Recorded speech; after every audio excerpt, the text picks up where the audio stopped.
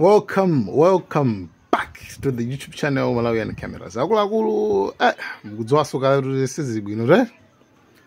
sizili bwino nkhondo kamano actually chodandaulitsa kwambiri chana kuti anthu amakamaka a YouTube akuyika malamulo too much.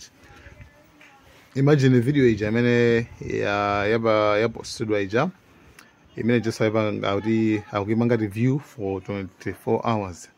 Ayipanga check bwino, you know, and imene mulibe china chilichonse yoti mpaka na mongopezeka mwine ndi Netanyahu uja, right? Ndi anyway, I think sazikidwa sajina Netanyahu awo. Anyway, anyway guys, thank you so much. Tiyangane nisopano nkhondo kuti panopa ili motani.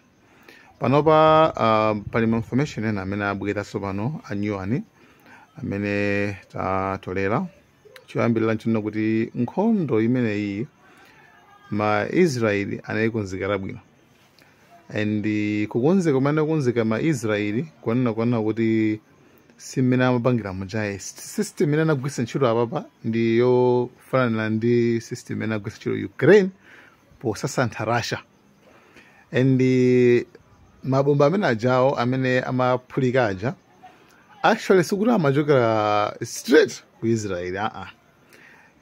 Ku Israel yes kunachoka mabomba ena koma sikuti anayambire koma mabomba ambiri anauji akuchokeraso momwemo, and panopa panga find out kuna kuti ma air defense systems aja samagwira ntchito chifanana kuti zinthu zamwemo nde it's actually fazime ma air defense system aja apanga detect chinthu chimene chikubwera chikulowa mudziko muti, right? Chikulowa mudziko muja nde chizipanga capture pamene chinthu chokayi chilikai momwemo nde it's like amangochenda judo, and moreover iwo aja atulutsa ma videos amene mwina sindingakwanise kuwapanga post actually kuti Israel spy chanchani Mossad, right? Mossad atulutsa ma videos timene amaonesa kuti panali ma drone amene ma drone yo amaombera ma air defense system ma projectiles aja koma aombera amene ajawo koma no ma drone sura amachoka kuti ali ayi amachoka around then ndika system kwanena kuti ayi kagwirabe ntchito kwambiri kwa iwo sopano, and anabweraso ndi second phase makamaka nde anakapiraso ku sita inaso chito Tabriz kumene konso ndithu kuliso malo enaso kumene ndithu aphulitsakonso. Nde actually pali Israeli it's like sikugawa kamba inakonzekera bwino koma that's why man sometimes don't underestimate your enemy. Wasimuphwekesa ndani yayi, right? Wasimuphwekesa ndani chifukwa ma general aja mwali aja amene aphedwa aja ngakhale kuti to them amangochona ngati chinthu choti basi ya zachitika, because you know samakhulupirira kuti kufa kuja ndi mathelo amoyo yayi, amakhulupirira kuti kufako ndi actually apitaso kumalo abwinonso. Nde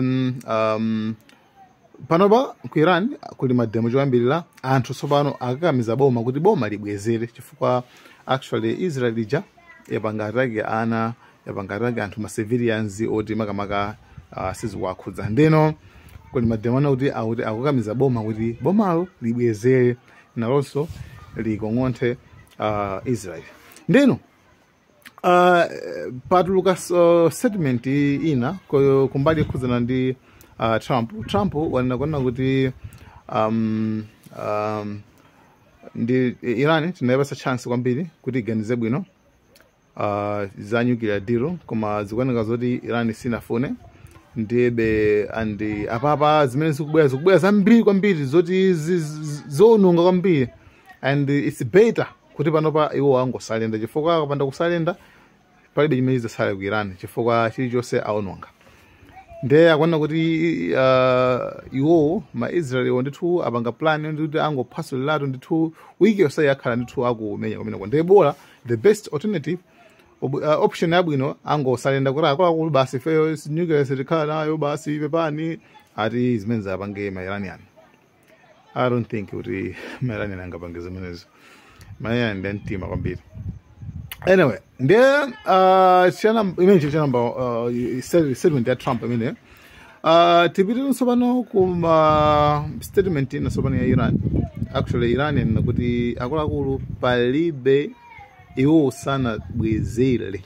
sanabwezere moti zimene amakamba nyawo zoti ayi chanchani zimene zazo kuti actually iwo paja iwo achakabwezera amajambulaso paja amaonesa ma videos nde iwo atusa statement na Tehran Times pali Times kumene kuli radio yodzika TV yodzika bwino imene Tehran Times imeneyo yanena kuti actually sanabwezere ndi sanabwezera kutero komano abwezerabe, right? Anenesa kuti abwezera and Israel yazikumbira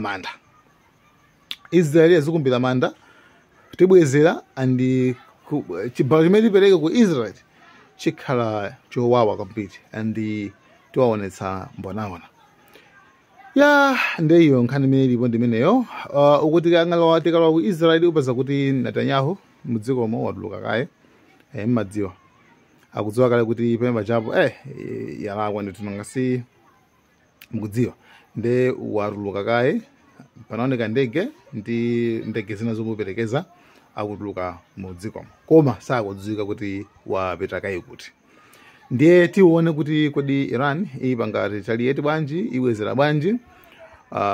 Koma pakadali pano ndiponena kuti pali ma nkhani zimene zizi ndi osagona kumeneko komano I don't know kuti chachitika nchani chifukwa I don't know panopa tili munthawi nake ti internet I don't know komano channel uyu Jordan imene kuti wakha mabomba ena ake amene amadutsa mwamba mwathu mu airspace mwathu tawakha nde mabombawa anthu apanga chachi kuti mnake ndochuka kuti ku Iran na kuti ayifisira tumize bomba ena lose iwo akuti awakha mabombawo mene wako nde I don't know kuti mabomba akati kanda ku Israeli kanda ku Iran kumake yeni akana.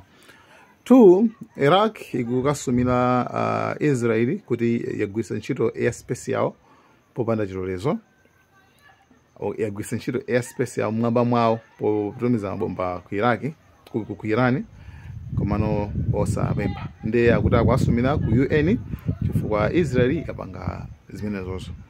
Ndiyebe zambiri tikupasirani beni malingana ndi mmene zokhaliraso nangasi zomakhala kuti atake koma pakadali pano zogwirikaniza kuti Iran sinabweze nde tikuuzeni kuti ikabweza mwina mukudziwa kaleso koma USA yazitulutsa yokha kuti ife mene mulibemo komanso mbali inaso yomata ife tithandizako